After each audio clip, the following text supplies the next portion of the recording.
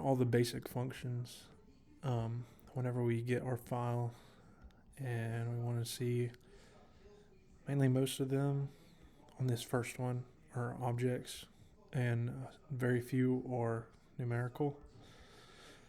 And here we're doing more more simple codes to get different attributes within the data set as far as different percentages of the data set as well as their quantities, different values, what we have, and seems to be there are 541,000 rows, and we are given a total of 8 columns. Here we're going to go isnull.sum. As we can see, there's a couple of missing values as well as a whole lot of duplicates. And I decided to keep them in there just because I didn't really think it was going to mess up any part of our graphing and our k-means. And so here I wanted to drop country because it was a categorical value.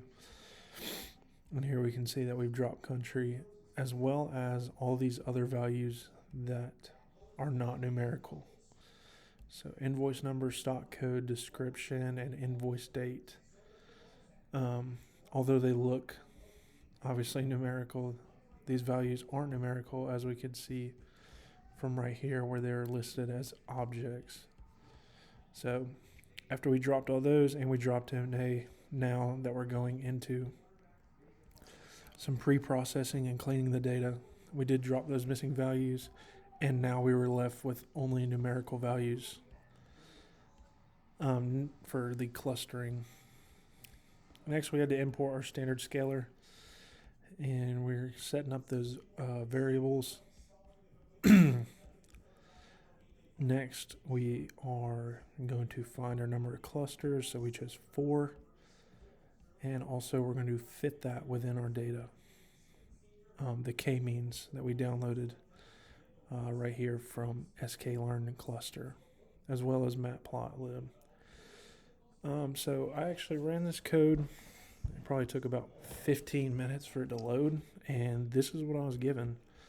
I'm not really sure. I guess there might be some parameters or something that I missed out on, but it should look like this. Mine worked well on the other assignment that we did, but here I'm just given a green screen, so I'm actually not able to visibly see the different clusters. I'm not sure where this is wrong, but the least we can do is get a Elba method chart to view our different or to view our inertia. And as we can see right here, it starts mellowing out from the 3 to 5 range. Right here at 4, I would say, is the 4, the number that we picked earlier, is where it starts to flatten out. And from this, I would say definitely when we're looking at online retail, the quantity as well as the unit price are the biggest factors that go into this. Customer ID, stuff like that, is just stuff to keep up with a customer. But as far as the individuals, the unit price and the quantity is going to be the highest, most importance whenever we're looking at this through our clusters. Next, we do the same thing. This is with house price data. So we want to look at the different methods for housing. As we can see, all of it is in numerical, which is good for us whenever we're doing clustering, as we can see right here in dtypes, because we do not want any categorical values. More basic stuff, values that are within our data set. No missing values, thank goodness, and then a couple of duplicates. So next we're going to go, as we can see, we still have all numerical values. We set up those boundaries again with standard scaler to clean our data.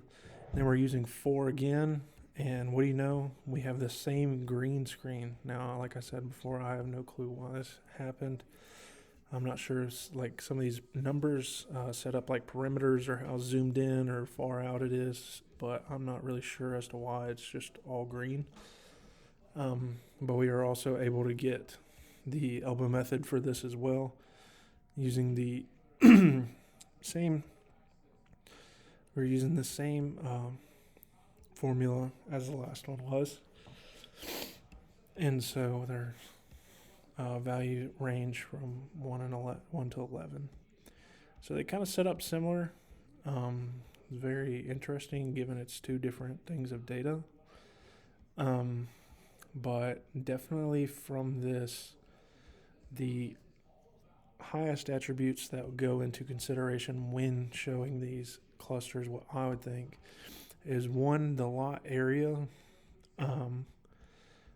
Definitely the price scope would go into this.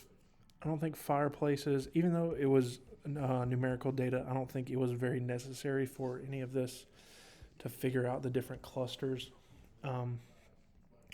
Some of these I just kept in here just because everything, it kind of follows suit. I don't think there's any reason to leave it out because, some people wouldn't rather, some people might be very particular about their fireplaces and whatnot. And also garage area, depending on how many cars they have.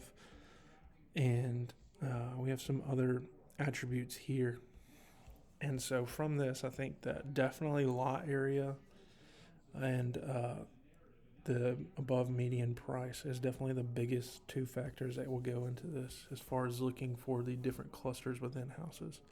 Wish I can go into more detail, but unfortunately this was the chart that I was given, and so I'm not actually able to give you a clear description as to why or how any of this is clustered, or not able to view any of the clusters. But yes, this is my project 4.